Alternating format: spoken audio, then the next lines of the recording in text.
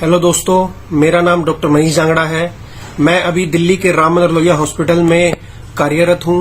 मैं वहां की डॉक्टर एसोसिएशन में स्पोक्स पर्सन हूं और साथ में founding chairman federation of all India medical association और general secretary in federation of all India medical association से संबंध रखता हूं। मैं आज आपको कुछ बहुत ही इम्पोर्टेंट चीज बताने के लिए यहां पे आया हूं। राम मनोहर लोहिया हॉस्पिटल के अंदर जो वीआईपी कल्चर काफी सालों से चलता आ रहा है, उसके बारे में आपको अवगत कराना चाहता हूं। मैं आपको बताना चाहता हूं कि आरएमएल हॉस्पिटल में जब से कोविड का सेंटर बना है, तब से वहां पे वीआईपी सेंटर खुले हुए हैं कोविड स्क्रीनिंग के लिए। और वहां पे जो आईसीयू में बेड मिलते हैं वो मोस्टली जो वीआईपी लोग होते हैं उनके रिलेटिव्स को मिलते हैं, क्योंकि वीआईपी लोग तो अपना इलाज सरकारी हॉस्पिटल में करवाते ही नहीं, वो तो बड़े बड़े प्राइवेट हॉस्पिटल में अपना इलाज करवाते हैं। जिसकी वजह से हमारे जो डॉक्टर्स हैं, जो हमारे कोरोना वॉरियर्स हैं, उनको बेड नहीं मिलता है, उनको फैसिलिटी नहीं मिलती है। वो बेचारे स्ट्रगल कर करके शहीद हो जाते हैं, उनके रिलेटिव्स को बेड नहीं मिलता है। हमारे कोरोना योद्धा बेचारे शहीद हो रहे हैं और यहाँ पे वीआईपी लोग अपने सर्वेंट्स को, अपने पर्सनल स्टाफ को बिल्कुल रेफरेंस दे दे के अप्रोच से यहाँ पे आरएमएल हॉस्पिटल में एडमिट करवाते हैं। यह काफी सालों से चलता आ रहा है।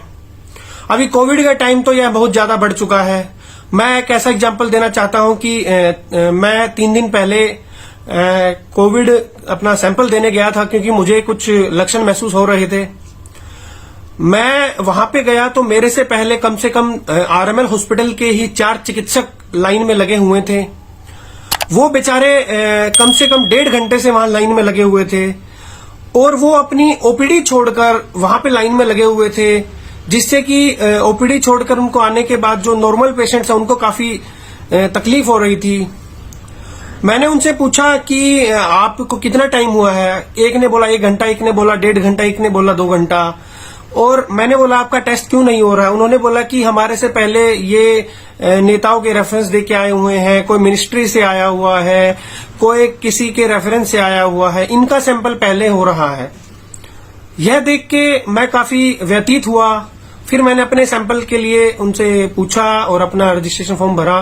आप मानोगे नहीं कि मेरा सैंपल लेने में भी उन्होंने कम से कम 1 घंटा लगा दिया। मैं ये नहीं कह रहा कि मेरा 1 घंटे में क्यों हुआ, मैं ये कहना चाहता हूं कि हमारे कोरोना योद्धाओं को क्यों प्रायोरिटी नहीं दी जा रही। वो इस लड़ाई में कंधे से कंधा मिलाकर लड़ रहे हैं, सरकार का पूरा सहयोग दे रहे हैं। 1.5 साल से हमारे कोरोना योद्धाओं ने ही देश को संभाल रखा है। बाकी लोग क्यों हमारे कोरोना योद्धाओं को सुविधाएं नहीं मिलती, क्यों हमारे कोरोना योद्धाओं को बेड नहीं मिलता, क्यों हमारे कोरोना योद्धा शहीद हो रहे हैं। मैं सरकार से यही सवाल पूछना चाहता हूं, चाहे वो कोई सी भी सरकार हो।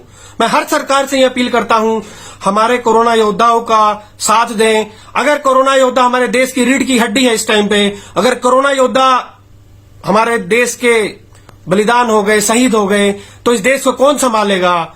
मैं सरकार से हाथ जोड़ के उम्मीद करता हूं, प्रार्थना करता हूं कि कृपया करके इसके ऊपर ध्यान दिया जाए और प्लीज इस वीआईपी कल्चर को खत्म किया जाए। हमने federation of all India medical association Narendra Modi ji को, प्राइम मिनिस्टर ऑफ इंडिया को एक लेटर भी लिखा था, जिसमें वीआईपी कल्चर के को जो प्रिविलेंट है बड़े बड़े हॉस्पिटल्स में, उसको खत्म करने की मांग की थी, ताकि जो गरीब लोग हैं, गरीब तबके के लोग हैं, जो बेचारा जिनको कोई भी नहीं पूछता है, जो बेचारे मर रहे हैं, शहीद हो रहे हैं, उनको कोई भी सुविधाएं नहीं मिल पा रही। यह देख के हमारे सभी डॉक्टर्स का बिल्कुल दिल टूट जाता है। हम कुछ नहीं कर पा रहे, हम भी लाचार हैं। हम सरकार से यही उम्मीद करते हैं कि कृपया करके हमारे कोरोना वॉरियर्स को ध्यान से और रखा जाए। हम इतनी मेहनत कर रहे हैं, आप भी कृपया करके हमारी मेहनत पे पानी ना फेरे। हम अपने देश के लिए कुछ करना चाहते हैं। कृपया करके इस वीआईपी कल्चर को खत्म कीजिए। Thank you, doctor Manish Jangra.